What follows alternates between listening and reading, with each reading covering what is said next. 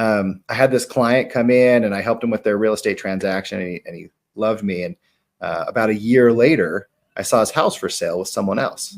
I was like, what the crap? Like we were close. Yeah. And I reached out to him. He's like, yeah, I couldn't remember your name. Like I called your office. What happens is I'd switch brokerages. And so he called the old brokerage, but they're not going to refer him over to me at a different brokerage and lose the money, no. right? And so they're like, yeah, he's not here anymore, but so-and-so is. And they kept the case because he couldn't remember my name. And so even when it comes to referrals, even if you're not like marketing with Google or whatever, like there's still work that has to be done to keep those repeat clients and stuff happy and knowing your name. Like just because I'm the redhead, he called and was like, hey, my realtor was the redhead. Like that's all he remembered is that I had red hair, and it didn't work. So yeah, making that predictable and repeatable is critical, even if you don't want to do Google ads. Obviously advertising, whether it's Google or another part, can speed that process up. But well, I think you got to do all of it. Yeah. You know, it's like you hit all the means, and then, okay, what's working the most? You really, invest the most time into that, but you shouldn't really neglect, right? We get a decent amount of referrals. Yeah. But we don't really put a whole lot of attention on it, you know? Yeah. What do you do for marketing?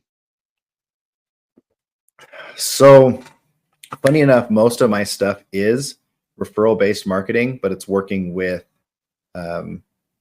strategic referral partners. And so my big belief on this, and I still do the Google stuff, right? I have LSAs and I have pay-per-click, just a basic there to kind of, Google reviews, that kind of stuff. But my primary focus is I work with, I try to look at the journey from my client's eyes. Like, okay, where are they going? What are they doing? What's happening?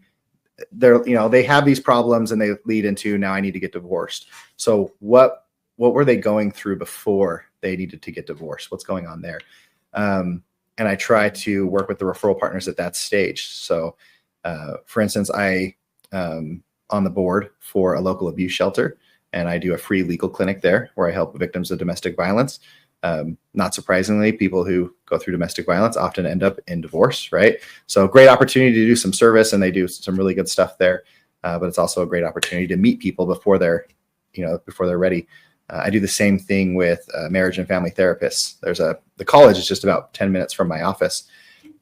And I learned that the people who are getting master's degrees, that it's a 2-year program to become a marriage and family therapist. In the second year, they actually have clients, but they're still in school.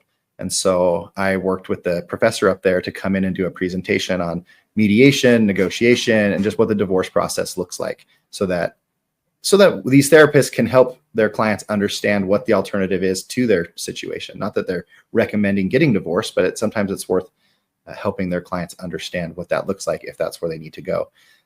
So I go there and I teach that class. Well, now I'm the first attorney they've ever talked to. And not surprisingly, I give them some information and say, hey, if they need stuff, we do free consults for referrals from you, and let them reach out, and they come in. So a lot of it's that, but what I've had to learn here is you've got to make it beneficial to the referral source, right? What most people do is they say, hey, we serve the same people and look at all the cool things I can do for your clients. Well, if all you're doing is giving them extra work to do and they don't get anything for it, they're not going to do the extra work. I mean, they care about their clients, obviously, but they're not going to do the extra work. So everything that I do when it comes to referral partners is, this is what I can do for you. And the solution is, if you refer people to me, your problems will be solved, right?